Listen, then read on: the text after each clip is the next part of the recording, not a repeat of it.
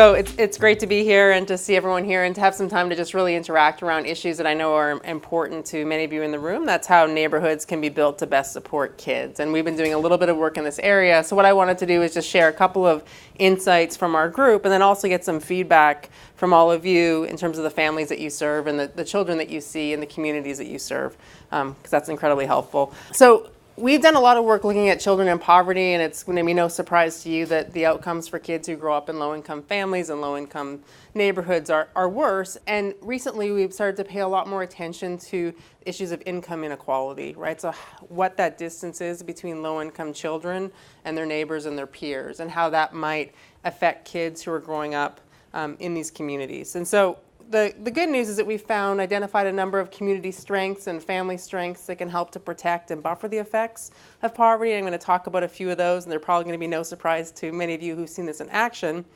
And then I'm going to turn to an issue that I think, and just conversations so far today and talking about Regent's Park and talking about other developing communities, this issue of where we go from here on a policy level and the building of mixed income communities and schools and how we can build those in ways that actually make sure those resources in those communities and those schools translate into good outcomes for kids. And in that work we ask how the economic distance between low-income children and their peers, how that influences their behavior and other outcomes. So you might have seen this chart. This is making the case of looking at not just poverty, but also income inequality.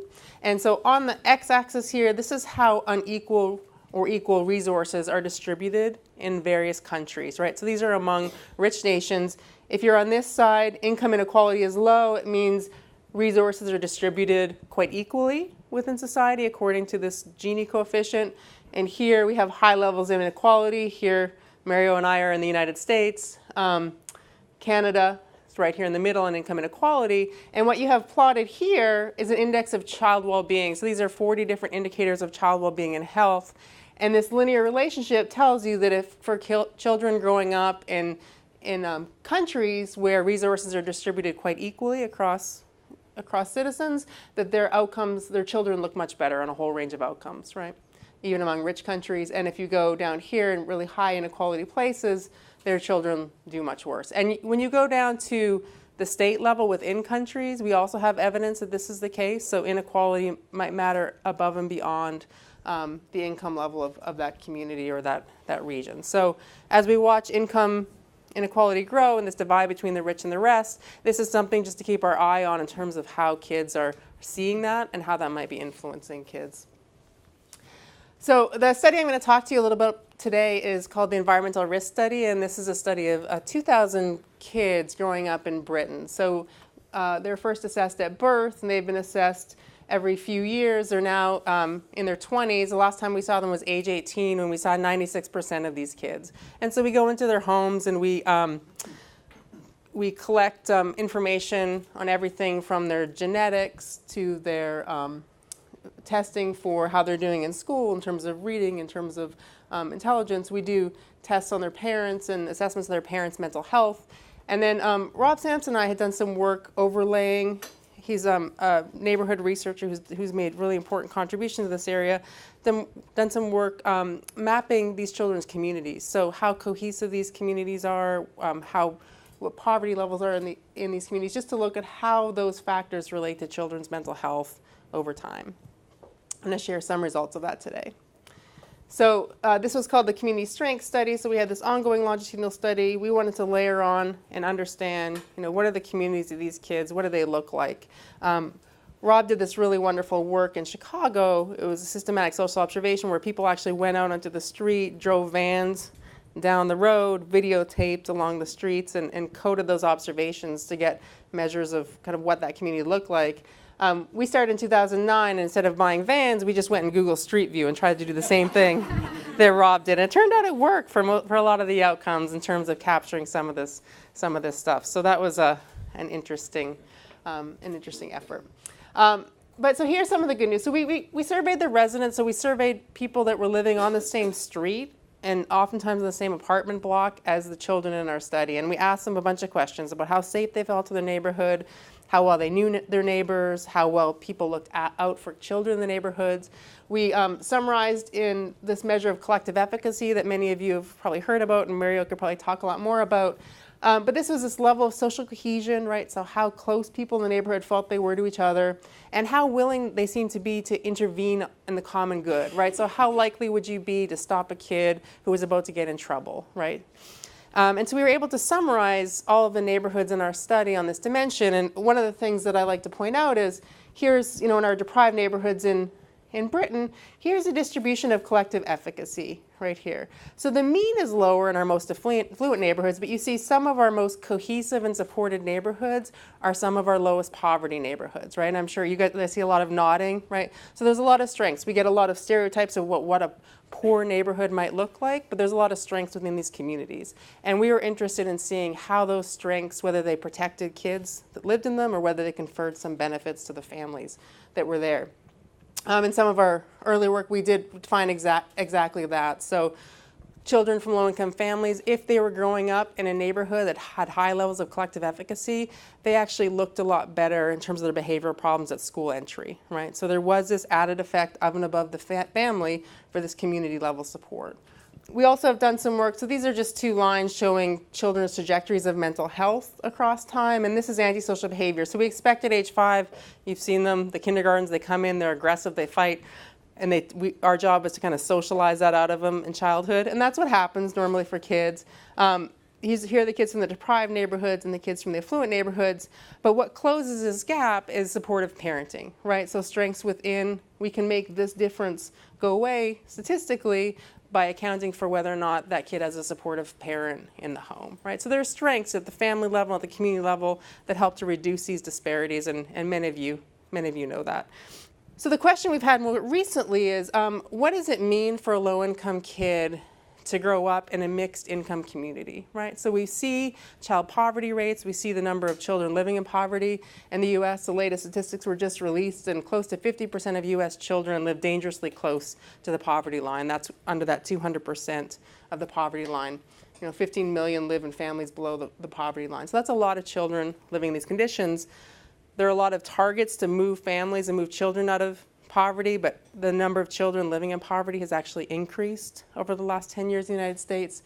So one of the solutions that's often put forward is to create economically mixed schools and economically mixed communities, right? And to allow these children to have those kinds of experiences and close this opportunity gap. So Robert Putnam has a great new book out that talks about the differential investment that low versus higher income children receive. And so ways to close that and kind of equalizing the playing field, right? And these policies, we like them, I like them, but we wanted to test whether or not children living in these kind of communities, whether they were in fact doing better. And so we went in. And the question was, how do low-income children fare when they grow up in the shadow of wealth, and increasingly in the shadow of increasing wealth? So here's an example from the two neighborhoods. This represents where the child in our study lives, and these are small, very small areas. This is a 0.5 mile radius. So when we track kids and figure out how much they move during a day, this is, as at age 12, about the average amount that kids in this age travel by foot. These are very small levels of resolution. In the UK, we can get output areas, which characterize very fine-grained, so smaller than census block groups.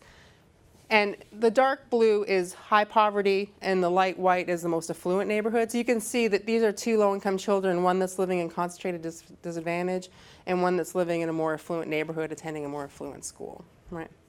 So the question was, which child would do better? And so some of you know the answer if you read the work. We think that this child should benefit from going from a better school, having lower rates of crime, lower levels of poverty around them. And in fact, what we found when we looked at this across a number of measures and over time was the opposite. Okay, and I want to take you through that finding just so we can start to think a little bit more about what the cause of it might be and what some of the solutions could be in terms of understanding this. This is antisocial behavior, one of our measures. So these are low-income kids growing up in the concentrated poverty, and these are their scores on an antisocial behavior score, so scores as rated by parents and teachers. So these kids have lower levels of antisocial behavior as rated by parents and teachers than their peers. So you might say, okay, well that's just how parents and teachers see kids, right? And that's what I thought initially.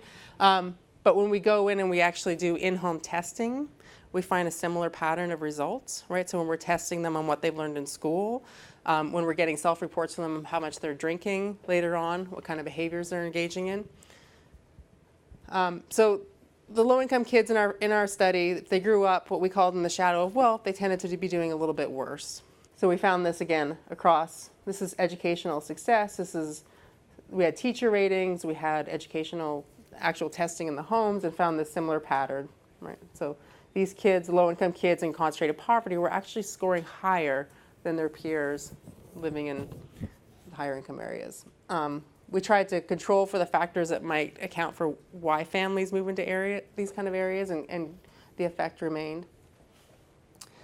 So the findings were for boys only, and this is interesting for reasons I'll talk about in a second. They were similar across the age and 12. We controlled for family and neighborhood factors, and then at age 18 we found a similar pattern. So this is just an example of at age 18 for substance use, what we find. So do our findings generalize? This is a British study, so we wanted to know, is this something unique about the British experience? We know from the Moving to Opportunity study, some of you may know that this was a study where they offered housing vouchers to families or mothers who were living in low-income areas. There's been positive and negative findings from the study. It's a bit controversial, but 15 years on, the boys were still doing poorly on measures of mental health. They have found some positive effects on things like well-being and BMI, for example, but they find higher conduct disorder, PTSD, and mental health problems for the boys. They do find some improvements for girls, and when they go in and do the qualitative work on this, what they find for girls is this reduction in fear of violence when they move into the new neighborhoods. What they find for boys is a story that goes along the lines of not being fully accepted in these new neighborhoods, being seen potentially as a threat. And then girls spending a little bit more time inside versus outside of the home. There's the Ad Health study in the United States, and this is about 17,000 kids across the U.S. And Rob Krosno, who's a sociologist, has looked at this also and found that low-income kids who go to school with a greater percentage of middle and upper-income kids, they tend to do worse on social and emotional outcomes, and they tend to do worse on test scores.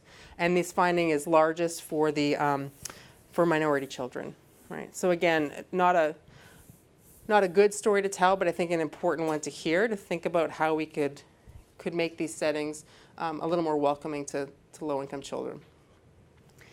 So one of the things that we've thought about in looking at this is whether these kinds of settings might evoke something that's similar to stereotype threat in kids, so making the low SES a very highly salient thing for children, and whether or not how children see themselves on a ladder, like relative to others, whether that might be explaining some of these effects. And so we've looked at this in the ERIS sample as well. And so we asked kids to basically think of where they are in relation to other people in the country, and they put themselves on a ladder from poor to very rich. And what we find time and time again, and other people have found this also, that it's not just how much money or income your family has, it's in addition to that, where you think you fall on this ladder that matters. So where you perceive yourself to be in this ranking. And it predicts all kinds of health outcomes. So here are just some examples of what we looked at. This was conduct disorder, kind of substance use, depression, anxiety. And so these results hold. So where you put yourself on the ladder and how you're doing, they hold regardless of whether the kid tells us about how they're doing, the parent, another informant, an official test score. They control after we can control for something called neuroticism, which is basically how pessimistic the kid is about things in general. And then in this study, if you remember, they're twins. They hold for kids in the same family. And so this is important because people have said, well, it's where someone views or puts themselves on a social ladder, that's just kind of capturing how much money they actually have, and you don't have a good measure of how much you have. But here we have two kids that are growing up in the same family, and if they differ in terms of their perceptions of where they are relative to others, that's predictive as well. So there's some sort of signal that might be happening here in terms of how kids perceive their social status relative to others that might be important in helping to understand why the kids in our sample are doing a little bit poorly in the low income. So I think some of the implications, we looked at this and said that the economic distance, so between low-income children and their higher-income peers, and poverty might create a double disadvantage a form of double disadvantage for low-income kids. You know, I think, like many of you, I hold a lot of hopeful assumptions for mixed income communities, and I wouldn't want anyone to walk away from this talk with the idea that I'm saying economically mixed communities or schools don't work. A lot of them do work. There's evidence that many attempts to do this are successful, but I think it's important that we continually check our hopeful assumptions about them being the solution against data on how kids are doing, right? And so this does not mean that poor and more affluent children should live apart, should attend different schools. You know, that would certainly be the wrong answer, but you know, we need to stop and actually collect the information on how low-income children are doing in those settings, how they're feeling in those settings, and whether they can access these types of resources. And I often put up this example because it's so outrageous, but it illustrates this point, and it's very recent. It's 2015, and this is an article from the New York Times, and it's about a pour door. And this is a very high-rise luxury apartment in off Central Park.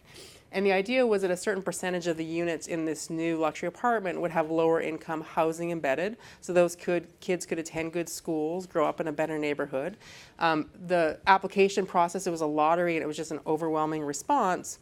But what the builders did is they put in a pour door. So if you qualified for the subsidized rental, you entered in a different door than the regular paying residents. And this isn't actually uncommon. This is the way that in England, and we live there as well, that the mixed income communities were structured. So this is a very kind of blatant example how communities can be built in ways that are isolating and reinforce the economic distance. And this is a pretty simple fix, right? And many of you are probably doing much more complicated, sensitive things to reduce that distance. But just in terms of building the physical environment in this way, you know, kind of violates almost everything we know about building a sense of belonging and inclusivity and feeling like people can own the space that they're in. So with that, I just want to stop and kind of thank the wonderful people that have worked on this project. I went through that fairly quickly, but I wanted to make sure that there was time. And then if people want, all of the papers are on our website on adaptlab.org. So I welcome you to go check that out.